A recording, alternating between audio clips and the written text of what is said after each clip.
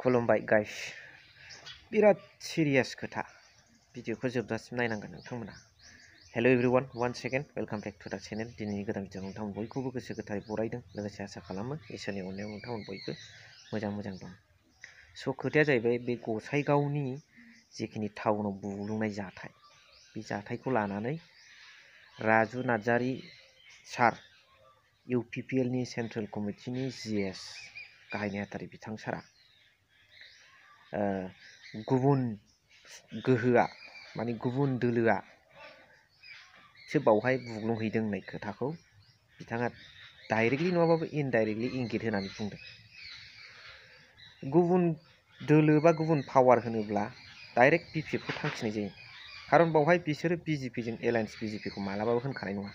कंग्रेसआथ' क'क्राझार बादियाव नों प्रभाब गोहोमानो गैया होमबा डाइरेक्ट BPF खौ होनो मानगोनां बहुद गोहोगोरा बिटिआरनि EM हाग्रा बिफाननि मानगोनां रन्जित कुमार बसुमतारी साराबो थार्ड पावारा जोंखौ सम जोंनि पार्टिखौ जोंनि दोलोखौ हाखराव खोख्लैनो नाजाबाय थायो रायजो राजाफोरखौ थुनजुलायनानै बिफां दानहोयो हाग्रा एवस्रांहोयो होननानै बुंबाय थाखायो दा बे थार्ड पावारा सोर डाइरेक्टलि नङाबाबो इनडाइरेक्टलि BPF खौ होनाय जादों। दा बेखौनो राजु नार्जारियाबो BPF खौ इनडाइरेक्टलि होनदों। बे होननायखौ नोंथांमोना दसे नायग्रोबानो जाबाय आरो बिनि सायाव फिन हाग्रामा महिलारी साराबो एन्सार होदों नायग्रोदो। जोबोद दुखु गोनां जाथाय जानानै थांबाय गसाइगाव टाउनावहाय जोंनि बेहाय बाजार कमिटिनि जे दखानफोर दङ बे दखानफोरखौ लानानै एसे सिलाय बिलाय जादोंमोन सानै मानसिनि गेजेरावहाय दावराव दावसि जादोंमोन बेखौहाय बोस्रांनो थाखाय टाउन कमिटिनि मासिगिरि आरो लेङाइ मासिगिरि बिथांमोना थांदोंमोन थांनायावहाय बिथांखौ एसे नारखां नारसि खालामनायावहाय माखासे सेंग्राफ्रा माने रायजो राजाखौ बुग्लुं बुसि खालामदों बेयो जोबोद दुखु गोनां जादों। जोंनि बड'लेण्ड ओनसोलाव बे गोजोन जे थासारि जों सोरजिनो हादों BTR सुक्ति जानायनि उनाव प्रमद बर' सारनि दैदेननायनि उनाव दिनै जे बेवहाय सान्थि फैदों बे सान्थिखौ सिफायनो थाखाय माखासे सक्तिया नाजाबाय थादों जों बे सक्तिखौहाय जों लाय होनाय नङा बेबायदि जोंनि टाउननि गेजेराव गुन्दागिरि बेबायदि दादागिरि मानसि बुग्लुं बुसि खालामनायखौ जों सयज' खालामनाय नङा। दा जोङो जिहेतु रायजोफ्रा डिमान्ड खालामदों बे जोंनि गसाइगाव टाउन कमिटिखौ सिफायनानै होनांगौ आरो गोदान कमिटि दानांगौ होननानै जोङो रायजोनि दाबिखौहाय आं दिनै नाजावनानै आङो बेखौ चिफ सारनिसिम लांगोन आरो नोंथांमोना दिनै बेलासि बा गाबोन फुंनि गेजेरावनो माबा मोनसे एक्शन बेखौ नोंथांमोना नुनो मोनगोन। नुनो मोनबाय जे इनडाइरेक्टलि हाग्रामा महिलारी सारा BPF नि आफादगिरि हिसाबै जे BPF खौ होनबा बिथांनावनो फार्स्ट एन्ड फरमस्ट नांग्रोयो।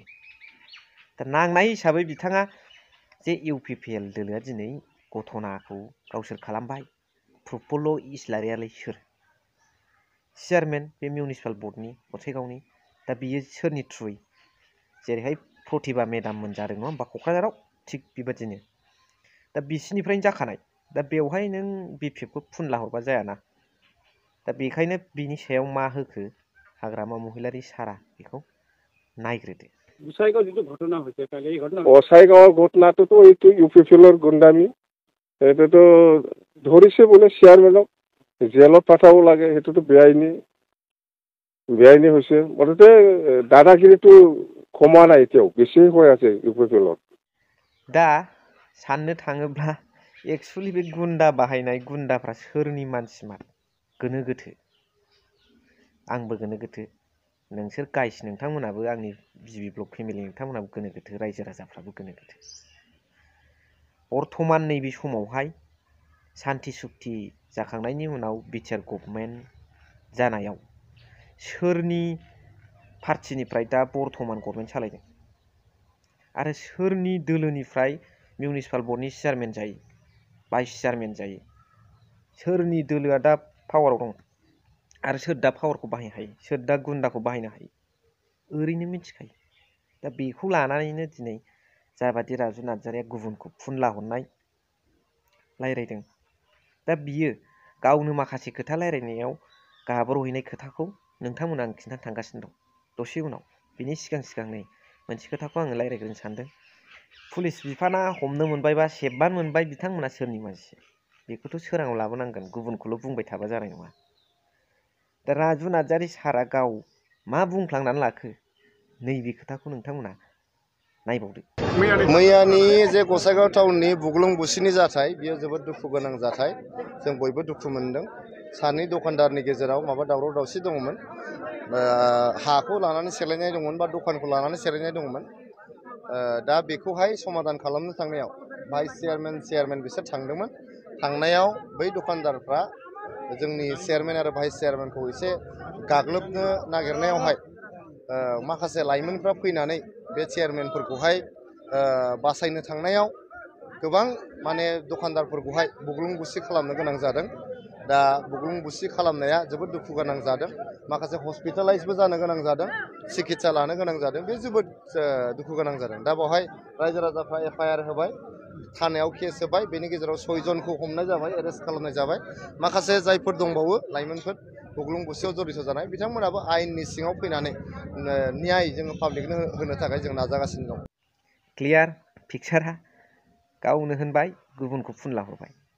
थार्ड पावारखौ जेनेबा हमनानै लादो BPFखौ होनहरनाय जाहैबाय।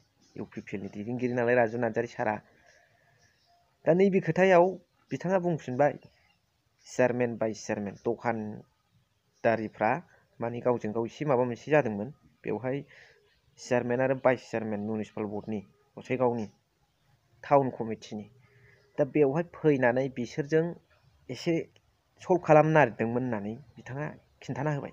दा बेवहायनो चेयारमेन आरो भाइस चेयारमेनखौ गसाइगाव टाउन कमिटि मिउनिसिपाल बर्डनि चेयारमेन आरो भाइस चेयारमेनखौ एटेक खालामनो नागिरदोंमोन बै माखासे दखानदारफ्रा। बेयावनो बिथांमोना रैखा मोननो थाखाय माखासे सेंग्राफोर फैनानै बुग्लुं बुसि खालामनो गोनां जादों।